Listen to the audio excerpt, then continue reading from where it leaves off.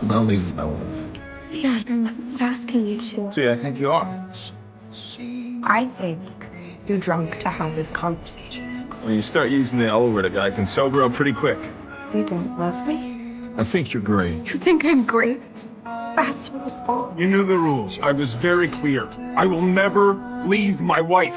Rob angrily scolded April for overstepping, then stormed off in a huff. I heard everything clearly from the bathroom, but there was no sense of victory in my heart. Only concern for April, I went out and hugged her as she trembled with tears. Back at home, the man who had claimed he wanted to return to the family was sprawled drunk on the sofa. Having seen April's heartbreak, I looked at Rob without a shred of pride. I walked over to the mirror and for the first time asked myself seriously, is this really the marriage I've dreamed of since childhood? The next day, Rob seemed to revert to the good husband he once was, placing our daughter's photo back in the living room, trying to mend the cracks in our relationship caused by her passing. To maintain this household, I decided to cooperate with him. We planned a housewarming party to celebrate our new life. But the harmony didn't last long. That day, we went to visit our new neighbor, Mary. She always kept her head down, hesitant, afraid to make decisions on her own. The next day, when I mentioned this to April, her expression showed that she understood immediately.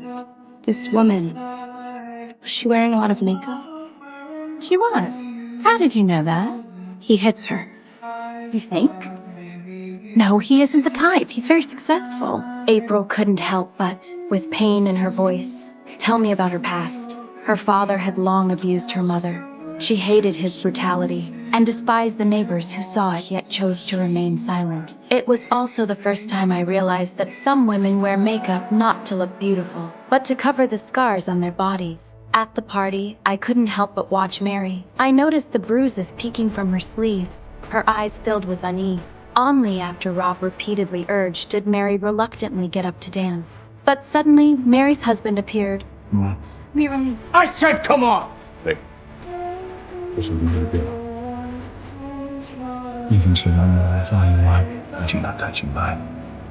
Roughly pulling her toward the study. I quickly told Rob to intervene, but he refused, claiming it was someone else's domestic issue, fearing his own scandal might be exposed. Listening to the man's furious shouting from the study, I pushed the door open, facing his hostile gaze.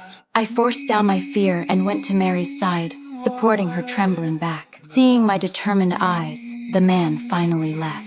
Mary followed obediently. Watching her lonely back, my heart ached and grew cold, especially at Rob's indifference. The anger I had suppressed for so many years finally erupted, and for the first